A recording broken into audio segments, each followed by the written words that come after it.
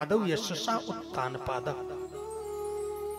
जिस जीव का जन्म के समय पैर ऊपर हो और सिर नीचे हो उसको उत्तान पाद कहते हैं। उत ऊर्ध्व पादव यशसा उत्तान पादव। प्रत्येक जीव का जन्म ऐसे ही होता है। इसके साथ में दो पत्नियां होती हैं जन्म से। कौन कौन है? पत्नी वो है जो जिसको जीवन साथी कहते हैं, लेकिन ये जीवन साथी तो बीच में आती, बीच में चली जाती है। फिर कौन है जीवन साथी? बोले जीवन साथी, सबसे बड़ी जीवन साथी है उसकी बुद्धि। बुद्धि है जीवन साथी की।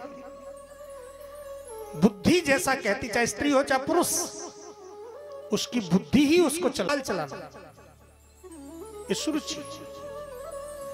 और मोबाइल अच्छा लगते हुए भी मोबाइल रख करके और पढ़ाई के लिए किसी ने कहा तो पढ़ने लगे, सुनी थी। प्रत्येक कार्य संसार के प्रति, भोग के प्रति जो इसमें रुचि हो वो सुरुचि है, क्योंकि भोग में तो उसका सहज स्वभाव है जीव का। और सुनीति वह है जो वेद परंपरा से धर्म के अनुसार आचरण करे, वही सुनीति है। तो जब यह सुनीति, ये जीव सुनीति को अपनाता है और सुरुचि को अपनाता, तो एक एक बेटा होता है बुद्धि का। बुद्धि का बेटा कौन है? विचार। बुद्धि का बेटा कौन है? विचार। सुरुचि का बेटा उत्तम होता है, जो अपने आप को उत्तम मानता है, अहंकार बढ़ाता है। और सुनीति का बेटा ध्रुव होता है, जो अपने उद्देश्य पर अटल रहता है। इस सुंदर नीति का स्वरूप स्वभाव होता है। ध्रुव जी महाराज का अपमान कर दिया सुरुचि ने, तब साराध्य पुरुषम तस्सेवानुग्रहण में मां के पास रोते हुए आए श्री ध्रुव जी ने।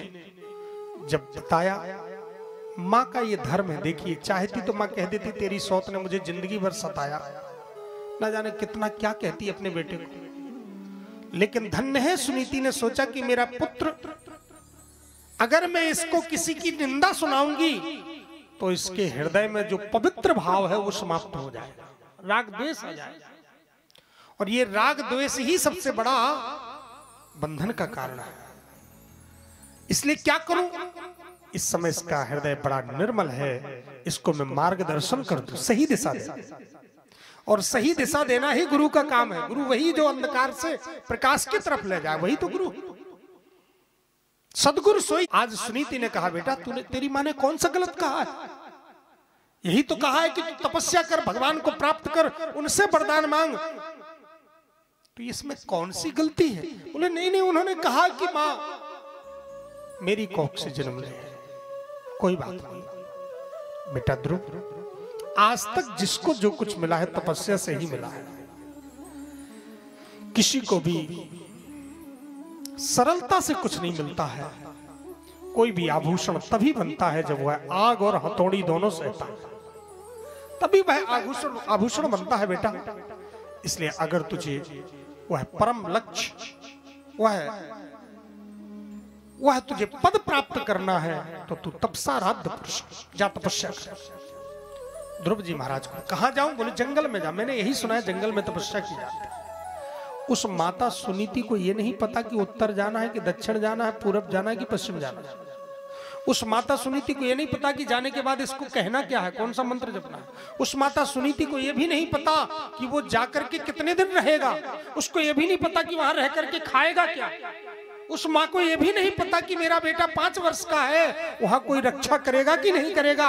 इतना अटूट विश्वास है सुनीति के अंदर कि बेटा जा जंगल में तपस्या कर, तप कर, और तुझे जिसने गर्भ में रक्षा की वही तेरा रक्षक सर्वत्र होगा। जैसे ही ध्रुव जी चल दिए, इनको दिशा भी नहीं पता कि कहां जाना है, क्या जपना है, क्या करना है। पर जीव का इतना ही काम है। गुरु का काम है मार्गदर्शन देना, ध्यान देना। जीव का काम है प्रयास करना। सफलता तो ठाकुर जी स्वयं दे देते हैं। आगे बढ़े तो तुरंत उन्होंने गुरु को प्रेरित किया, नारद जी जाओ, किसी सौभाग्यशाली गुरु को ऐसा सदशिष्य मिलता है। जैसे एक सदशिष्य को सदगुरु की खोज होती, वैसे सदगुरु को भी सदशिष्य की खोज होती। जाओ ऐसा परिपक्व शिष्य जो 5 वर्ष की अवस्था में इतना दृढ़ है, उसको पाने के लिए तो एक सदगुरु भी तरसता है। उस गुरु का भी नाम दिग्दिगांचलों में होता है, इस कीर्ति का विस्तार होता। जाओ शिष्य बनाओ, मार्गदर्शन करो। गुरु का काम है मार्गदर्शन करना। नारद जी आए, आकर श्रीमन नारायण नारायण नारायण नारायण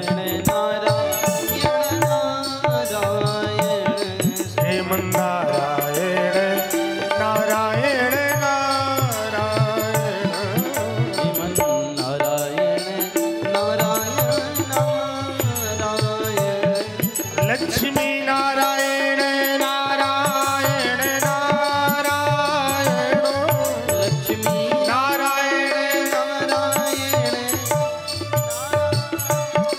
बद्री नारायण नारायण नारायण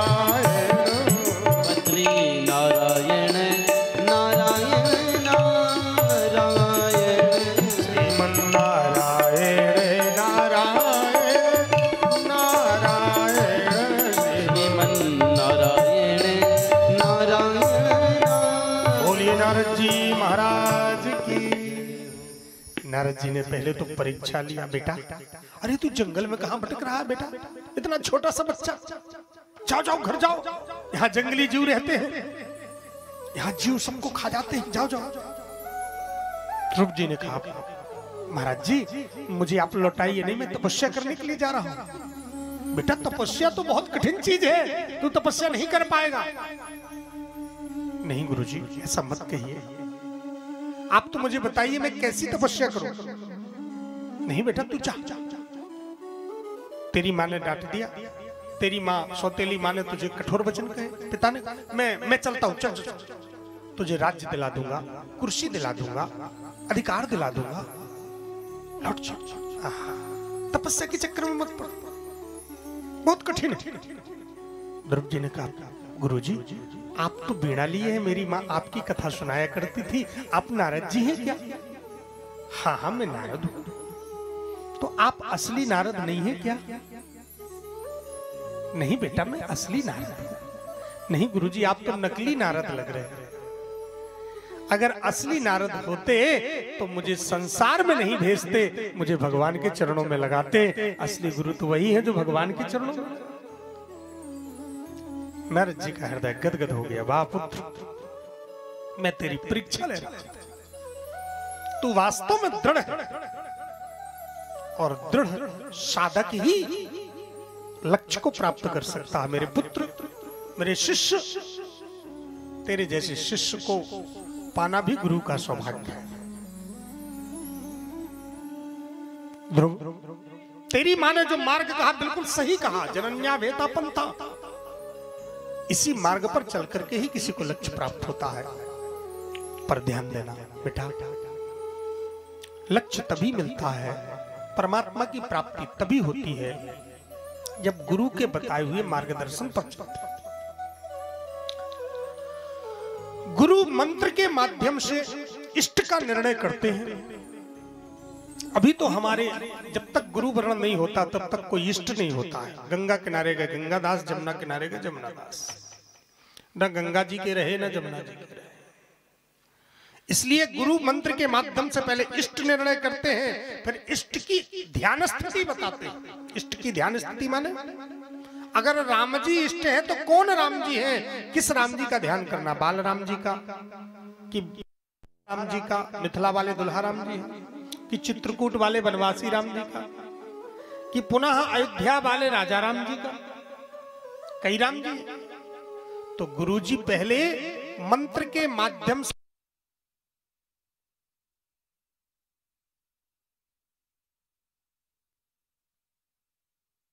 मंत्र अधिकार उसको आजीवन होता, जिसको गुरु मंत्र कहते हैं। मंत्र लाखों हैं पर उस साधक के लिए जो गुरु ने दिया वही मंत्र श्रेष्ठ है। उस मंत्र से ही उसको सब कुछ प्राप्त। और उस मंत्र के द्वारा इष्ट और फिर ध्यान की स्थिति बताते हैं। फिर ध्यान की स्थिति जब उसकी बढ़ती जाती है, साधना बढ़ती जाती है, तो गुरुजी फिर उसको एकाग्रता की तरफ, मूल लक्ष्य की तरफ बढ़ाते जाते हैं। अब तुम्हारी साधना है, तुम्हें ध्यान करना है दुल्हा राम जी का। तो दुल्हा राम जी में उपासना क्या है तुम्हारी? बोले चरणों की उपासना है, चरणों की पूजा करना, संबंध स्थापित कर देना, सहज सरल हो जाता है। जिस परमात्मा को हमें सुनना कठिन लगता है वो हमें सहज हो जाता, संबंध कठिन लगता है वो सहज बना देते गुरु जी। गुरु वही है जो मार्गदर्शन करे, इसलिए गुरु करे जानकर पानी पिए छान कर। 2 पैसे की हंडी खरीदते हैं तो ठोक बजा के लेते हैं, पर आज गुरु के हाथ में तो बागडोर सौंपनी होती है, आजीवन उनके मार्गदर्शन पर चलना होता है। इसलिए हे ध्रुव, जिस मार्ग को शिष्य गुरु के बताए हुए वचन पर दृढ़ पूर्वक चलता है उसको परम लक्ष्य की प्राप्ति होती पुत्र। मार्ग तो सभी है पर उस शिष्य के लिए वही मार्ग श्रेष्ठ होता है जो गुरु ने बताया है। इसलिए गुरु आत्मदैवतम, ये गुरु की कृपा बड़ी अनंत होती है और बहुत बड़ी कृपा जिस परंपरा में हम लोग हैं, ठाकुर जी की कृपा से स्वामी जी जैसे महापुरुष की प्राप्ति, गुरुजनों का सानिध्य, और आज इस देवरा में भी जो उपस्थिति हुई है, हम तो नहीं जानते थे देवरा कटकरी को, लेकिन हमारे परम गुरु भाई जी गुरु माध्यम से और भाव माध्यम से वो पुत्रवत मानते थे, पुत्रवत मानते थे, बहुत स्नेह करते थे, परम पूजनीय सम्माननीय। चूंकि उनका भाव पुत्रवत था इसलिए मैं भी उनके लिए, मेरे लिए भी वो परम संत शिरोमणि श्री राम स्वरूप दास जी महाराज, जिनको गुरु बाबा के नाम से यहाँ लोग जानते थे, उन्हीं की देन है जो यहाँ देवरा में हम उपस्थित हुए। उनके हृदय में, पहले नवाबगंज में रहते थे, आज से 20 साल पहले उनसे हमारा संपर्क हुआ था, जब बालापन में साईनगर में जब वो विरक्ति दीक्षा लिए थे, तो वहां से फिर वो एक साथ हम लोग आश्रम में रहे हैं गुरुदेव के। फिर वहां के बाद में फिर वो नवाबगंज चले गए, फिर नवाबगंज में भगवत कृपा से बुलवाए, कथा करवाए, फिर वहां पर कथा के माध्यम से उनका विशेष स्नेह था इस शरीर के प्रति। फिर वो बार बार इस बात को कहते थे, भैया हमारी भी शिष्य परंपरा है और हम भी चाहते हैं कि अब कोई ना कोई तो उसको थोड़ा सा संभाल करके देखे, नहीं तो तितर बितर सब हो जाएंगे, कोई आधार नहीं लगेगा। तो उनका ऐसा भाव था, तो वो जितने भी जगह थे, सभी जगह जहाँ शिष्य उनकी परंपरा थी, बनारस के पास में वहाँ भी कथा करवाए, यहाँ भी आकर के महादेवन में सबसे पहले 8 साल पहले कथा हुई थी। बड़ी अल्प व्यवस्था थी, लेकिन महाराज जी की इच्छा थी कि एक बार आपकी कथा हो जाए तो लोग कुछ जानने लगे। उनकी बड़ी कृपा और स्नेह, और वहाँ पर जंघई में भी, नवाबगंज में भी कई कथा, सैकड़ों शिष्य हैं वहाँ पर, उन्हीं के माध्यम से ठाकुर जी कृपा से आज वो हमारे बीच में नहीं है, लेकिन उनकी कृपा, उनका स्नेह, और इस व्यासपीठ से मैं निवेदन करता हूँ, उनका बहुत स्नेह था। वो तो हृदय से मैं जानता हूँ, उनके लिए चित्रकूट धाम में मैंने कहा भी था, लेकिन अंतिम समय होता है, मैंने निवेदन किया था कि आप चित्रकूट में ही रहिए, उनके एक कमरा निश्चित कर दिया था, वहीं पर सेवा हो, और कहते भी थे हमेशा सबसे अधिक अच्छा चित्रकूट में लगता, लेकिन स्थिर वो कहीं रह नहीं पाए, सब लोग जानते हैं। तो सदैव घूमना उनका निश्चित था, ऐसा विधान बना, ठाकुर जी की कृपा हुई। जो भी है शरीर है, शरीर धर्म तो होता है, लेकिन गुरुजन सदैव संतजन साथ में रहते हैं ऊर्जा के रूप में। तो मैं व्यासपीठ से उनको प्रणाम करता हूँ, और उन्होंने जो बगीचा सौंपा है या जो उन्होंने सेवा दी है, पूरी ईमानदारी से, पूरे समर्पण भाव से ये शरीर सदैव करता रहेगा। कभी भी किसी प्रकार से उनकी छवि, उनके नाम पर प्रयास करूंगा कि उनका ध्वजा बना रहे, उनका नाम बना रहे।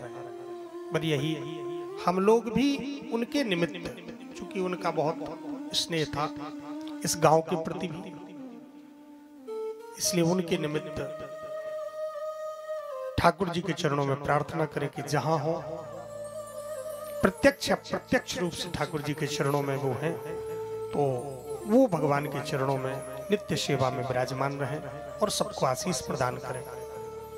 बोलिए भक्तवत्सल भगवान की जय हो। 2 मिनट उनके निमित्त हम सभी लोग सीताराम सीताराम उच्चारण कर लें। इसके बाद फिर हम लोग प्रसंग में पुनः प्रवेश करते हैं। विस्मरण आ गया प्रसंग तो ये धर्म है, कर्तव्य है।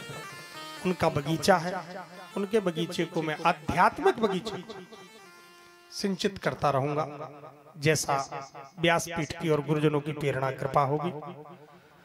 श्री राम जय जय राम, श्री राम जय जय राम, श्री राम जय जय राम, श्री राम जय जय राम, श्री राम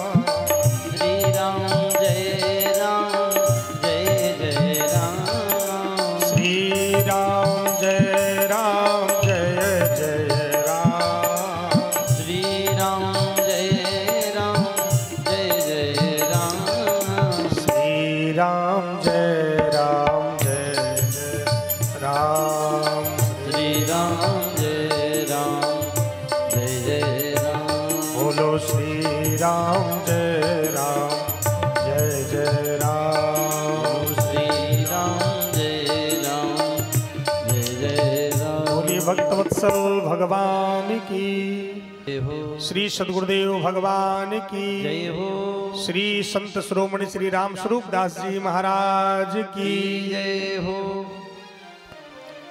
आइए हम लोग प्रसंग की तरफ बढ़ते हैं। गुरु का कार्य है मार्गदर्शन करना। आज नारद जी ने मार्गदर्शन किया, श्री ध्रुव जी महाराज पहुंचे और जाकर के दिव्य ध्रुव जी महाराज ने तपस्या किया है। 5 वर्ष की अवस्था में ही भगवान की प्राप्ति की। त्रात्रांते का पत्यवद्रासना बड़ा प्रसंग है। भगवान की प्राप्ति की, भगवान की दिव्य स्तुति किया ध्रुव जी ने। भगवान ने वरदान दिया।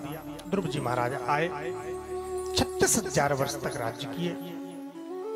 बस ध्रुव जी महाराज जब आए हैं, बस एक निवेदन कर दूं सैद्धांतिक बात कि ध्रुव जी महाराज जब आए हैं तो जिस पिता ने और सौतेली मां ने अपमानित किया था, वही सबसे पहले आगवानी करने के लिए पहुंचे। यह है भगवान की भक्ति का प्रभाव।